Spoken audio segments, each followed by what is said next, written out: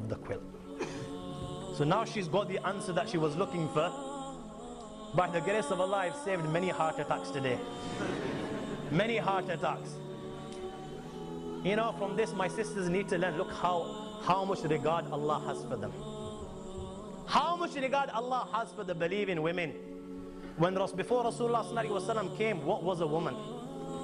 You know, in the entire world, even in the Western world, they were still debating whether she's a human being.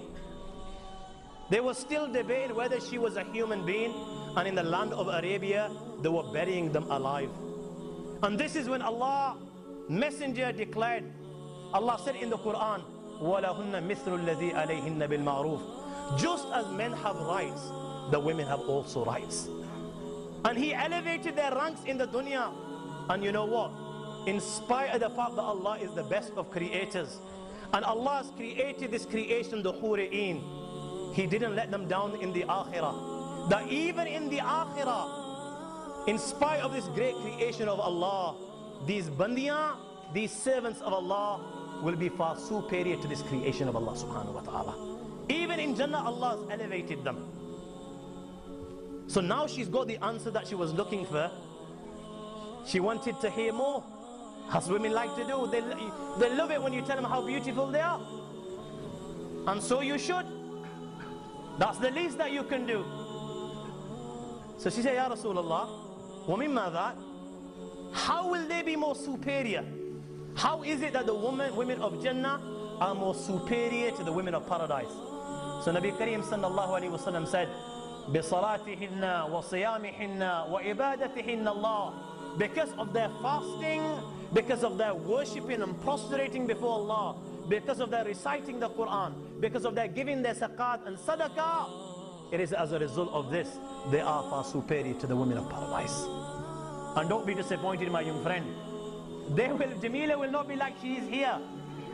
No, you're thinking, oh my God, I don't have a choice in the matter. I've been doing all this and I've still got Jamila here. Jamila is not going to be like this, my young friend. Albasallahu wajuhahu nur. Her face, them looks will disappear. Wajuhahu nur. Allah will place nur on her face. This is how beautiful she will be. Nur on her face. Wa ajsadahunna al-harir. Their bodies will be covered with silk. Their faces will be beautiful and white. And their bodies will be covered with jewelry. This is why our mother Aisha radiallahu ta'ala anha, may Allah also elevate her ranks. She said to, when the Hura'eens of Jannah sing for their husbands, and they will sing and you will be entertained, and they will sing with the words, نحن الخالدات فلا نبيد ونحن النائمات فلا نبعث ونحن الراضيات فلا نسخط طوبى لمن كان لنا وقلنا له. Okay, نحن الخالدات, we're immortal, we're going to live forever and ever. فلا نبيد, we're never going to die. ونحن النائمات, we live in peace and comfort. فلا نبعث, we will never turn needy. ونحن الراضيات, we're always happy with our husbands, we don't give them a hard time. We will never become unhappy with them. طوبى لمن كان لنا, what to say of those who are for us and we are for them. So when this is how the women of the Hura'eens of Jannah sing for their husbands, our mother Aisha radiallahu ta'ala said that the women of dunya will respond. And they will sing in these words, and they will say, نحن المصليات وما صليتن ونحن الصائمات وما صمتن ونحن المتصدقات وما تصدقتن. We are the ones that used to pray. You've never prayed. You've never prostrated. We are the ones that used to fast for the sake of Allah. You've never fasted for the sake of Allah. We are the ones that used to perform wudu. You never perform wudu. We are the ones that used to give our jewelry as sadaqah in the path of Allah subhanahu wa ta'ala. You never gave any sadaqah, as a result of which our mother says that the women of the dunya will overpower the Hura'een. They will overpower the Hura'een. You know, the last question she asked, $1 million question, you can see how much love she had for Rasulullah sallallahu alaihi wasallam. And she said, Ya Rasulullah, you know, sometimes a woman in the dunya is married to more than one man, either because she was divorced bichari, or either because her husband died and then she ended up marrying another person. So she asked, Ya Rasulullah sallallahu alaihi wasallam, if she was to enter paradise And at the same time, you know, all her husbands were to enter paradise. They were all good people, and they entered paradise. Who will she be with? And whose wife will she be?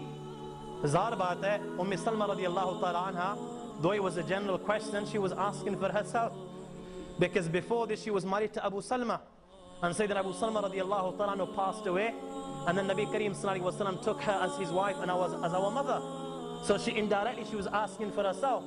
And Nabi Kareem sallallahu alayhi wa sallam made her day by saying that when she goes into paradise from Salma, she will choose the best from amongst them with character.